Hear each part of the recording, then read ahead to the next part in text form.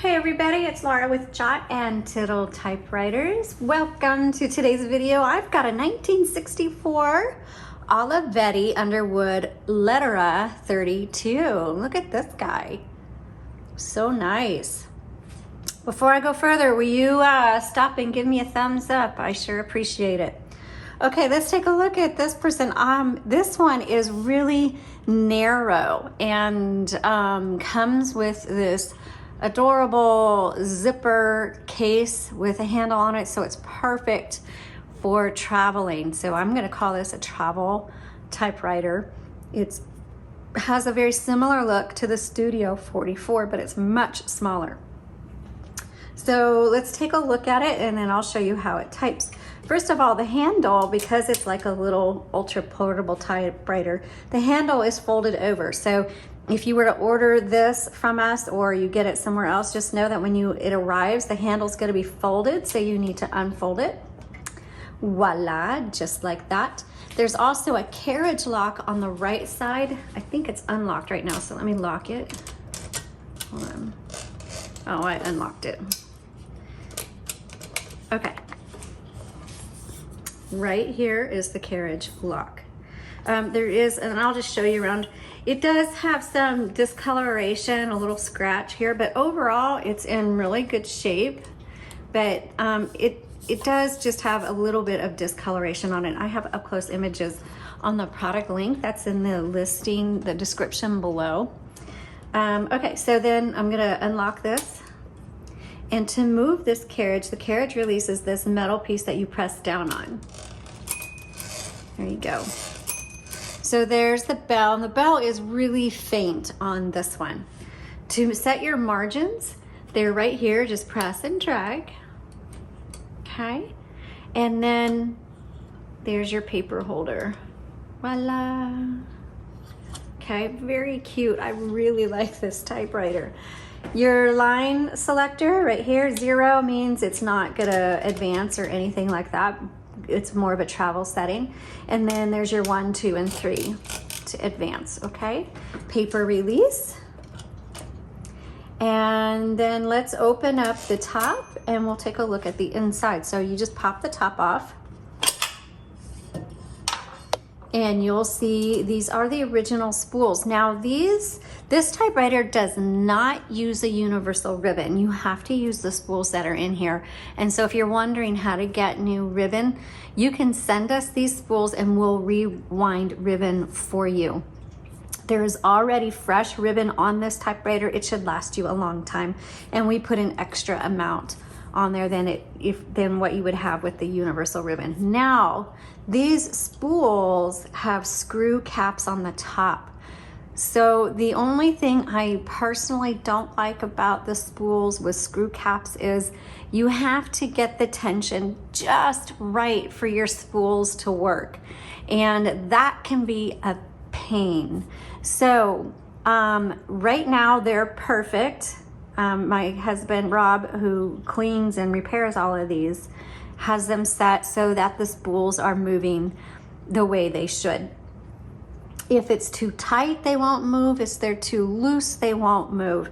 So it may take you just a little bit of trial and error to make sure that the tension is just right. And each typewriter is different. Some typewriters like them a little more smooth. This one likes it a little bit tighter. I had them too loose and they weren't working. And so he had to come in and fix that for me. So if you do get this one, I would just come in and take a note, mental note, you know, kind of feel it so that you kind of know what the tension should be on there. Okay. When you get to the end of the ribbon, it's not the end of the ink. You need to manually reverse it. And you do that right here. It's hard, you can't see it in the video, but there's just a metal piece and it's like a 2-pronged metal piece in either side, and you just move it back and forth, okay? And that is how you reverse the direction of the ribbon. Now this ribbon does not have a grommet on it, so it will not auto reverse. You're gonna have to use you're just gonna have to do it manually. And you should be able to reverse this probably 40, 50 times before you need to change out this ribbon. Okay, let's go ahead and I'm gonna put the cover back on. It has these two little metal tabs sticking out. And they just go down here. And, oops, you just snap it back in. Okay, so before I start typing, one more thing I need to point out to you.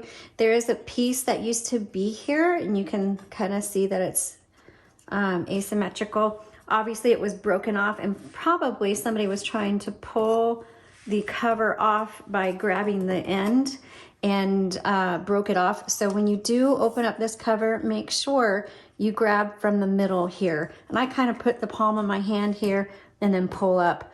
But I guarantee you that's what happened on this side. So that is missing.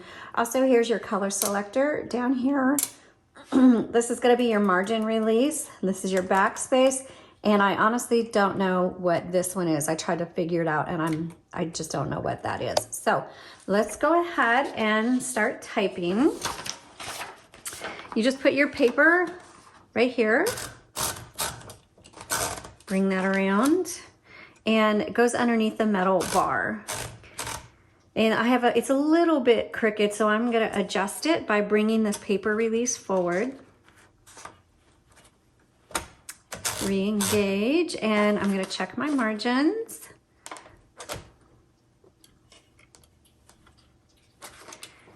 And let's do some typing. So for the number 1, I'm gonna use the lowercase l. This is a 1964. And this feels so good. Olivetti, Lettera, 32. Okay, let's check all the keys out. So the keystroke typing action is fantastic. I mean, it's really is perfect. Nice bounce back, it feels nice and firm. There's no tab on this typewriter. But the typewriter itself just kind of has, you know, it has stuff that looks like it's on the keys, but it's not. I don't know if something kind of got melted on there, but like I said, there's a little bit of discoloration. I mean, overall it looks good, but you can tell it's older, it's vintage. And the keys look like there's something on it, but I think something must have gotten melted in or something like that. You can't feel it, it just kind of has, I think what it is, the shiny finish that's on the keys somehow got rubbed off, or it just has a different finish than the rest of them.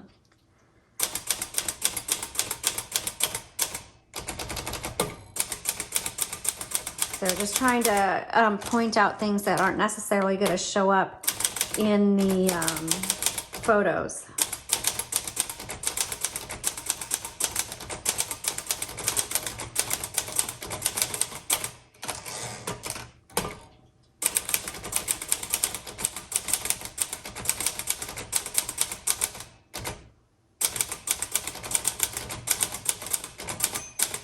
Okay, there's the bell.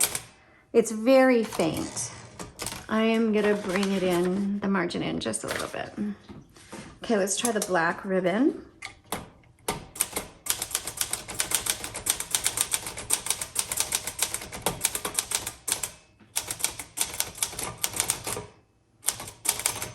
There's the bell. I'm gonna keep going.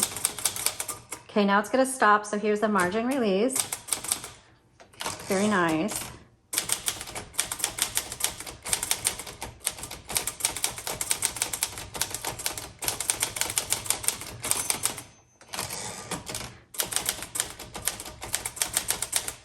Okay, I'm gonna say this is probably one of the best typing typewriters we've had in a long time. It's this would go into the top 10 of in terms of performance, definitely in one of the top 10 overall typewriters I've had. This is easy if you have smaller hands, an easy typer. Gosh, you guys, Even though I told you externally it's not in perfect condition, the typing action is really fantastic. So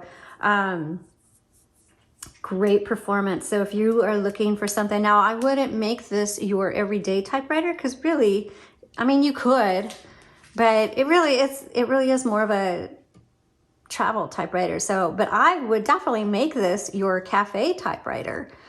Every time you go to a coffee shop, you take this baby, because one, the performance is amazing. It's attractive. It's slim. It is a little bit heavier than other portable typewriters because it's metal instead of plastic. So I would say it's a couple pounds heavier than some of the other ones, but it is a solid typewriter. Excellent performance. I love it. So take a look. The description has the product listing link. Click on that. You can go look at the up close images to see what it looks like. And let me know if you have any questions or comments. I give this an A. The only reason it doesn't get an A plus is because, like I said, the exterior has some discoloration. The keys have some, the finish is a little uneven on some of the keys, and this is broken. That is the only reason it's not getting a plus from me. Otherwise, this is an A in terms of performance. Definitely one of the top performing typewriters we've had. All right, you guys have a great day. Blessings to you, and thanks so much for watching.